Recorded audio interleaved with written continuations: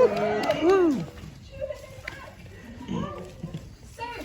I'm kind of saying, you're back because you were, of course, here 2 years ago at the TR25 event. How does it feel to be back in front of these awesome Tomb Raider fans? Amazing, actually. I'm really humbled. I can't believe how many people came for pictures taken with me.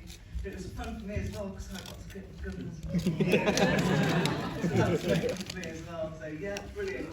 Love being back. Love it. Excellent. I can really feel that energy now. So, for those that maybe didn't attend the TR25 event or aren't quite sure, we're going to rewind back to the beginnings of Tomb Raider 2. And I'm curious to know how you got the role of Lara Croft. What was that process? Well, the process was my brother, who works for Core Design, said that they were looking for a voice for Lara Croft, which I didn't know who she was. You've probably heard this a million times. So I'll try and make it interesting. Yeah, so he said, they were looking for a voice, would you like to come down and audition? And I was sort of like, well, who is she? What's she all about?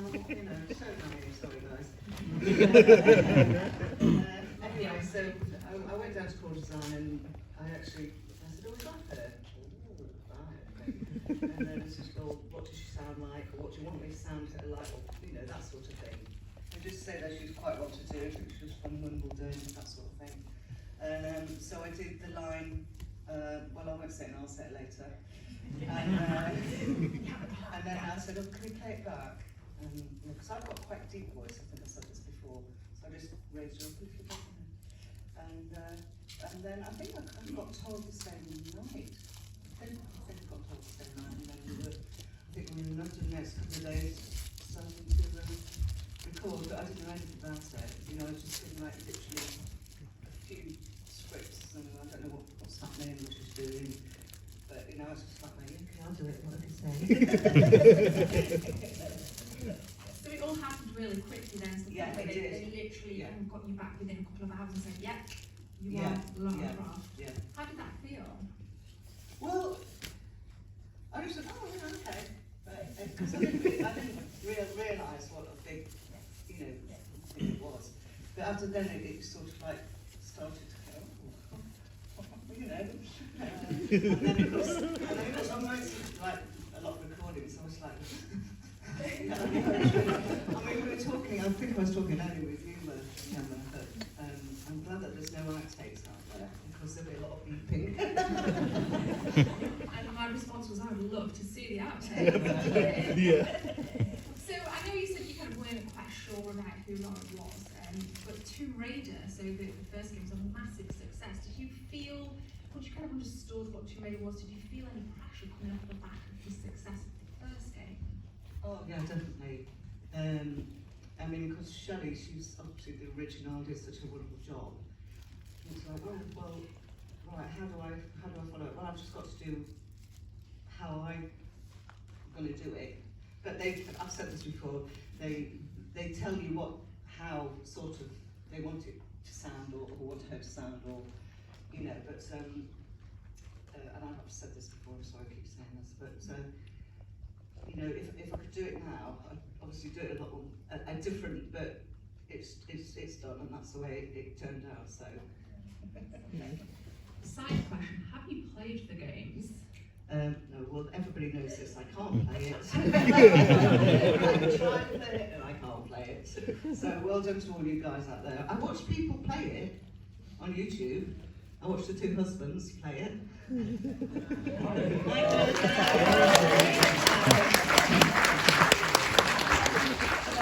That's really entertaining, guys. Sorry.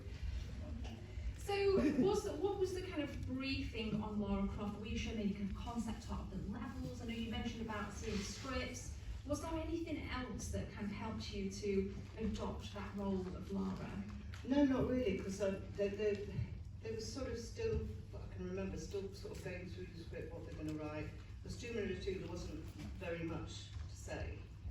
And, so I was just getting pages and say, right, say this, say this. I didn't know what she was actually doing. And I was so naive, I didn't ask and sort of think, oh, But Nathan, Nathan's great. He was brilliant with me. He was trying to explain it, trying to do it like this, and Yeah, he was a great help actually. So you had good mentors kind of all along this kind of journey for you. The lady who wrote the Vicky, sorry, so sorry.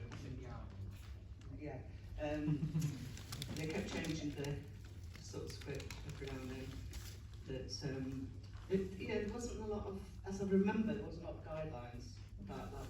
Oh, she's here now, and she's what she's doing now, and she's, that sort of thing. Does that make sense? Yeah, absolutely. I mean, and you mentioned Shelley there, of course, Shelley. Well, did you have any conversations with her going into?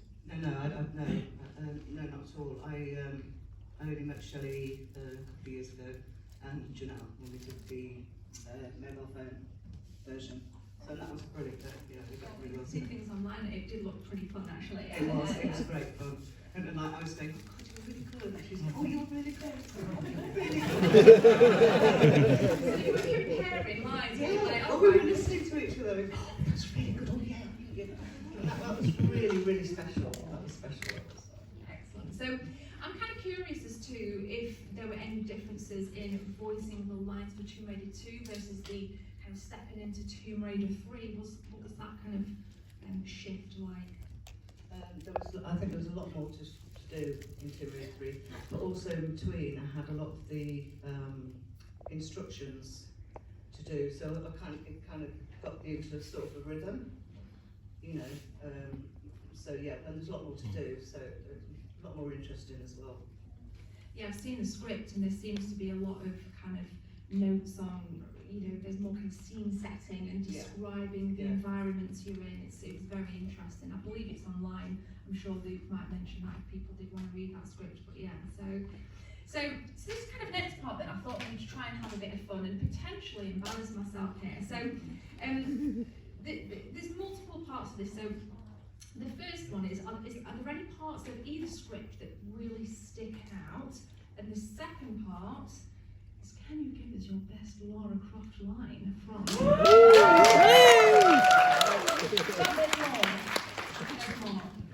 Well, I always say this line because it was my audition line. Go, and then I'm going to repeat it, and you can judge me how bad my Lara Croft is. Go for it. Pardon me, if that was just your way of trying the doors for me.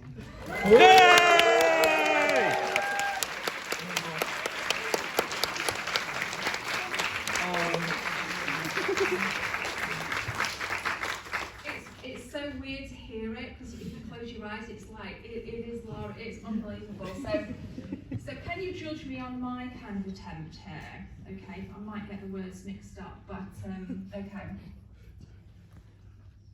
Got it. Say it again. I just want to hear it again, okay? Pardon me, if that was just your way of trying the doors for me. Pardon me, if that was just your way of trying the doors for me. Do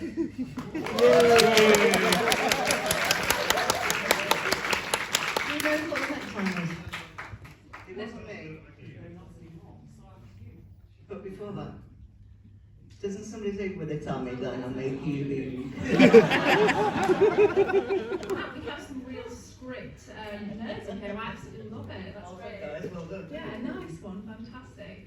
So okay, that's great. Thank you for that. I know you were putting you on the spot pretty much there, but so kind of next then, was there anything that you didn't perhaps enjoy about Tomb Raider 2 voicing or Tomb Raider 3? Was there kind of anything that you're like, I can't do this anymore, this is not me, or what was that like, if at all?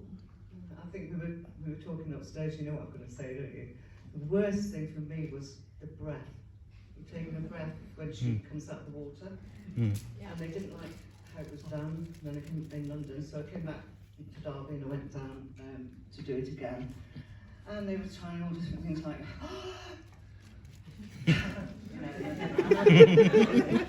it was Pete Conley, I think it was, that wrote music for the others. And he'd come in and go, no.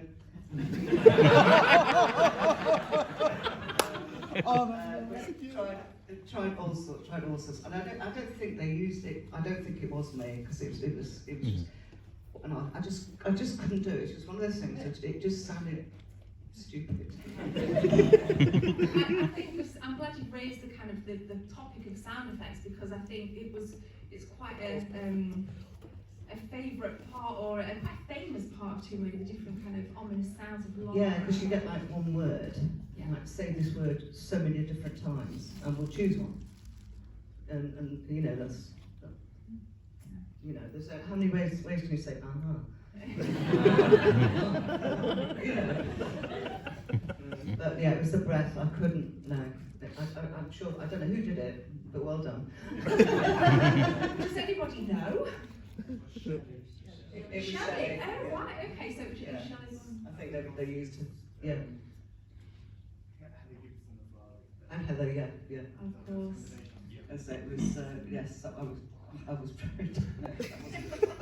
It does sound like quite a difficult sound effect to imitate, actually. I don't think I'm going to embarrass myself and copy that on stage. Well, I've just embarrassed myself. Shall we give it a go? Yeah, I thought you'd done it. No, you can now. We'll leave it there. You're the expert. You're the... No. Okay, so obviously we've just had a recent announcement of the initial trilogy that's going to be released in February on the PlayStation, the Xbox and the Nintendo Switch. I'm curious to know if anybody's going to contact you about promotion and how you feel knowing that your kind of work's going to be heard again by a brand new generation of gamers. Yeah, that's fascinating actually. That is really good, and I wonder how they'll feel about the new generation that listen to Camilla and the new stuff. How they feel when they hear the old stuff, or whether they think, oh, like when you're younger and you watch a film, you think, God, that's really good. And then 30 years later, you go back and watch it and go, yeah, that sort of thing. So I don't know, but I think it's really interesting. I think we'll have to wait and see. Do you own a Nintendo Switch? Do you have, would this be your time to maybe venture into this? No. I think the same is you have two left feet. I've got two left hands. So that's it. No, nothing there, I'm afraid. No. Leave it to the professionals. The Tomb Raider stretched so far, hasn't it? I mean, do you? Yeah, definitely. What does Tomb Raider as the global phenomenon? What does that mean to you, Judith? I don't think it means it's like. I just think it's proud for Derby. I just think for this small group of people that designed this game in Kurdistan, which was not a particularly big building, and they worked so hard on it. To think that it's global, it's I don't know, it's just amazing. And to be part of it was fab, my little part of it. It's a huge part. It's a huge part. And no, you're right. I think the core team was so small. I think it was 6 people that really ignited this global brand, this IP that we have now. And you were a huge cog in the wheel. So yeah. I don't think people realise how hard that they actually worked. I mean, I know you've heard people on the panel say before, but sometimes it's 24 hours.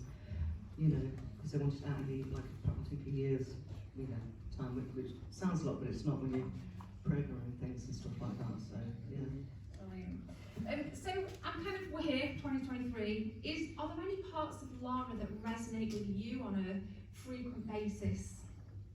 Well, no, because I'm quite. I was going to say I'm quite shy, but not. I don't sort of say. Oh, guess what I did when I was. No. My sister, a couple of you might remember my sister, she was going, oh yeah, she did this and did this. And, oh, really? So then I had this, can you say this for me? Can you say that for me? Can you do that for me? And I say, of course I can, yeah. But, is there a line in particular that people get you to repeat? There's one, no, I think the line that they don't like me saying is no. It's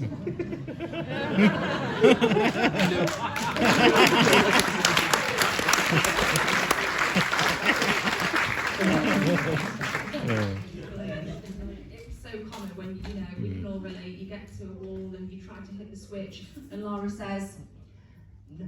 Oh, I'm sorry. No. So, in terms of looking back, then, are there any kind of special items or trophies or any cool things that you've got to keep and take home in your Lara Croft treasure trove? Yeah, I've got a few things, not many. I've got a t-shirt. Black one. Nice. Black one, yeah. Pack of cards. Good. Pair of pyjamas. They were men's pyjamas, but they were commissioned for MS. So, little sweatshirt, a baseball cap, which at the time I used to wear on holiday, so it was ruined.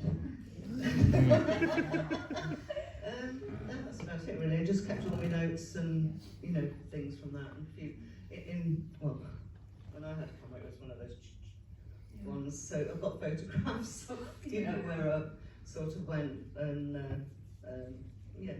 Would you ever considering publishing those photos? Do you have a Twitter or an X as it is now? Is there anything that where we could, as fans, maybe see those things? I don't know, because I'm not really au fait with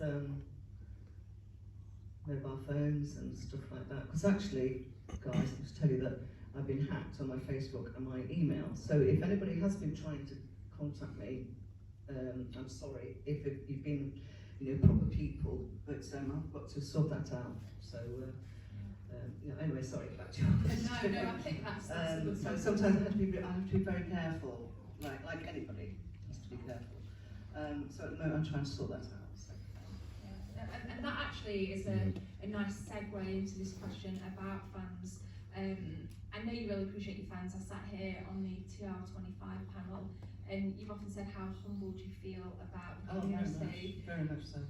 How does it feel knowing the impact you've had on people's childhoods? Video games help a lot of people with mental health and trauma. Yeah. And I think Tomb Raider is a huge part of people's lives, and you've been a part of that for us. So how do you process that? I keep saying I'm humble. I just think I know where you're coming from, because I suffer from depression, I always have had. So I have ups and downs, and different things help me through phases of. We love you, Judith. Thank you.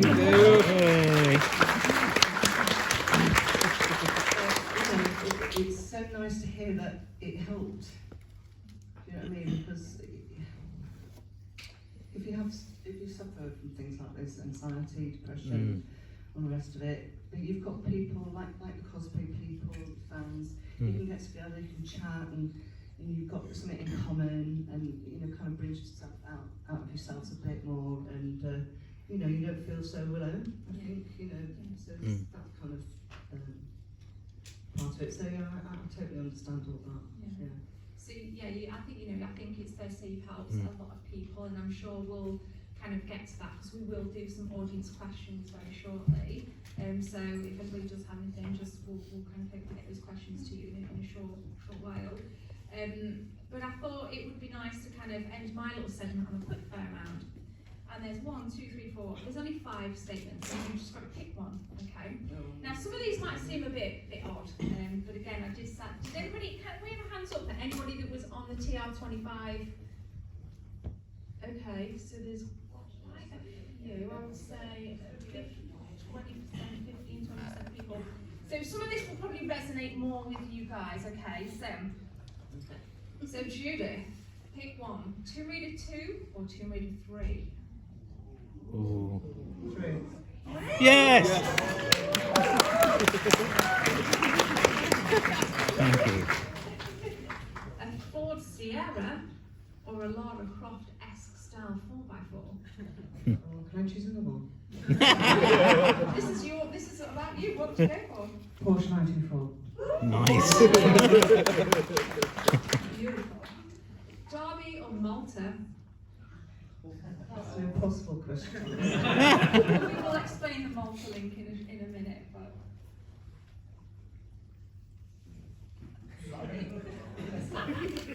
Oh, it's got to be Derby. Yay! One gun or 2? 2. Yay! This next one is a contentious one. Pineapple on pizza. Oh God, no. Show of hands, pineapple on pizza. Orange, just like it. So before we move to the audience questions then, Malta, I know we've spoken about Malta earlier today, and you did bring it up as a place that's quite close to your heart. What is it about Malta for you, Judith Gibbins, that's so special?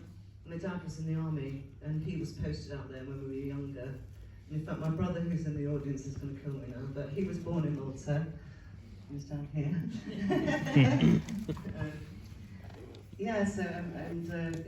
It's been a big part of my life since then. We go back every year. Most of us go back every year. Mum and Dad lived out there for 18 years until we brought them back over. And it's just a special place. I love it anyway. So I think people say it's one of those places that you love or you hate. Yeah. I've never been, but I've again listened to things you've said before about it. I think that sounds really nice, actually. So I do like it. Yeah. And they do make a lot of films in Malta. but will they base a Tomb Raider game in Malta? Well, I don't know. They did Gladiator. They did World War Z. Yeah. They've done lots of things. So Wow. Would you go back to Boys and Lara? I would, but I don't think I'd be as fun. Why not? I don't know. Do I still sound as young as I did? Yeah. Yeah? Yes. Absolutely. You are like, the line earlier, it was just like, it's like, and when you said no, there was this, I can't explain it, but it's a feeling that I know I got. I don't know what I think it would have to be if people wanted it. Do we want it? Yes.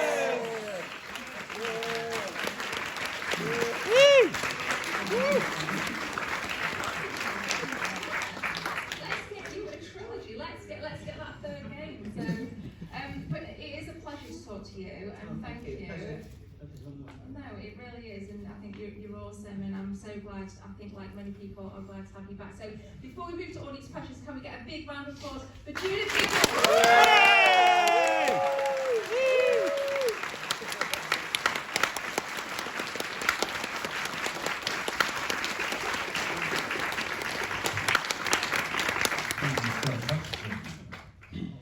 Of course you have a question.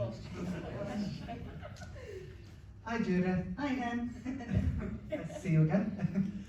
My question is, so you talked about the remaster trilogy that's coming out next year. Is there anything that you would change about the games that you was in, like if they like the story towards the end or anything? No, I don't think so, because I didn't really have anything to do with that. As I've sort of like said before, I didn't know quite what the story was, what each scene was really doing. So I think I'll leave that to the writers and things. Of course you've got your hand all the way. Come on. Get those hands right, people.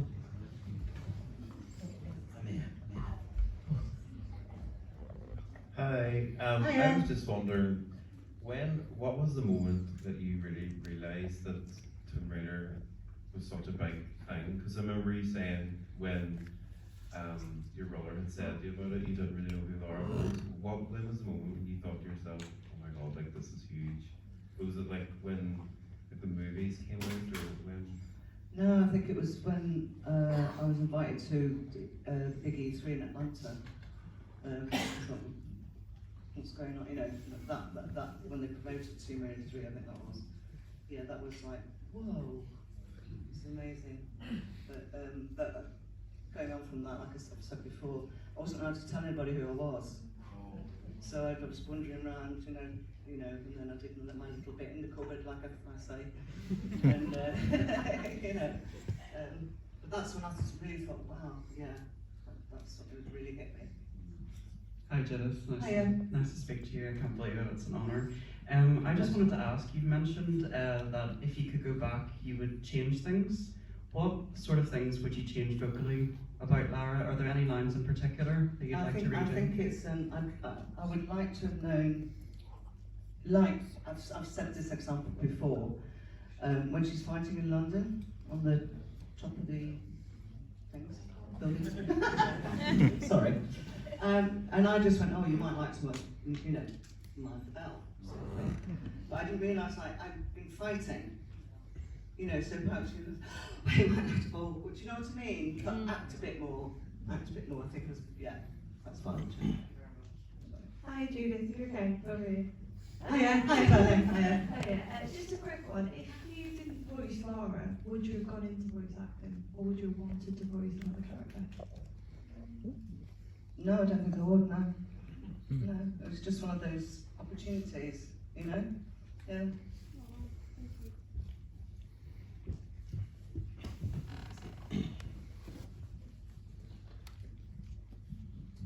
Hi there, Judith. Hiya, Colin. We meet again. Do you think that you were different before you voiced Lara, and do you think you were different after you voiced it? Or do you think the experience changed you in a certain type of way, or better or worse? Or? That's a really good question, actually. Through the whole experience, I did learn a lot, and I travelled a lot as well. I met a lot of different interesting people, and it gave me a lot more confidence in myself. Yeah, that sort of thing. Yeah. Very cool. Thank you. Thank you very much. That's about that. Hi there. Hiya. So going back to when you two were comparing voice lines with each other, would it be possible for the both of you to possibly reenact the conversation between Lara Croft and Sophia Lee? I mean, do you have a script? Not in hand, but Miss Croft. I think you're ready to sign on.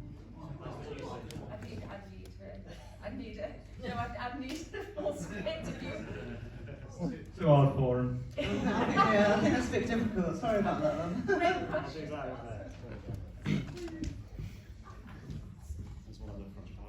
I'll get there. Sorry, with your camera.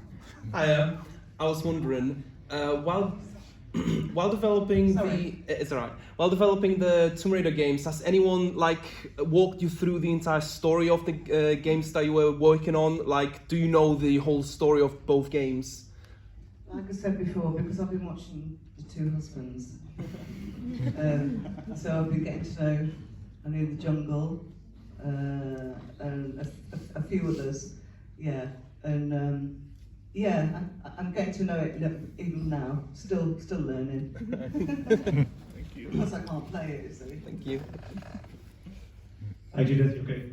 I don't know if you remember this, but maybe about 6 or 7 months ago, I put on Facebook how the end of Tomb Raider 2 is quite similar to the end of Scarface, where all the bad guys run into a home, without the cocaine mountain and money. I wrote on there, I remember that, yeah. Judith would say hello to my little friend.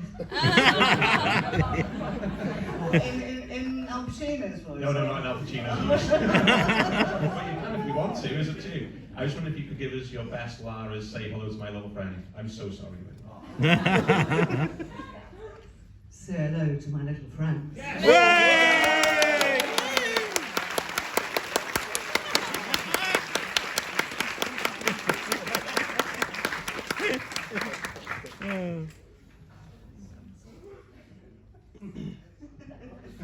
Hello Judith. Hiya. How are you keeping?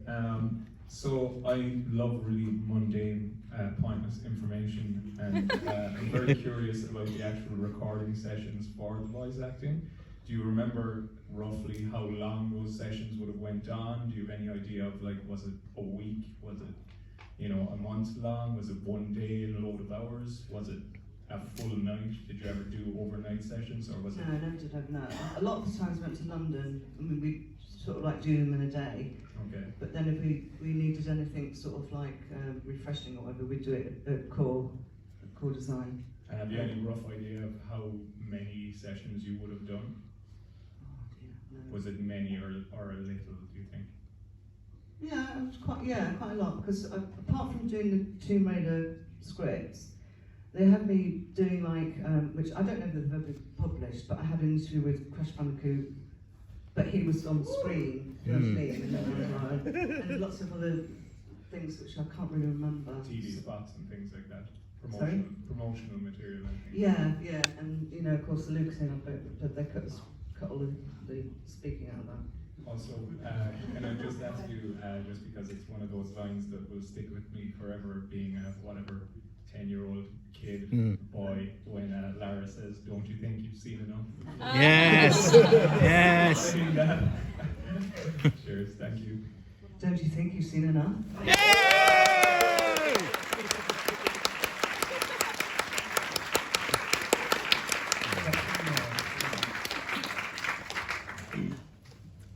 Hi, Judith. Hi, Chris. You all right? Very, very good. Looking around at everyone now and being here 25, 26 years later, if you could time travel back to just before you started to voice Lara, what would you tell yourself? Oh, wow. That's a good question. Do it better. That's honest. Be more confident and just go for it, yeah. Hello, Judith. Hiya. Alright, would you be happy with lending your voice to custom levels? And with the advancement of AI, what are your thoughts about having a generated version of your voice in fan projects? Oh, I don't know. Mm. Oh, yeah, if you want to use it, yeah, use it. Isn't she nice? Mm. One more. I see you.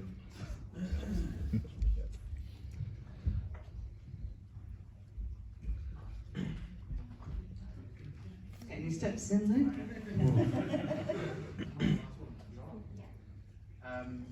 I don't really have a question. I just wanted to say I met you downstairs. Yes. First time ever. I remember. You were such a lovely person. You humoured me with a video from my mum saying happy birthday. Oh, yes, I remember. You mentioned about, you struggling with depression. I just wanted to say I hope you're doing well and you're a lovely person and I was privileged to meet you. Thank you very much.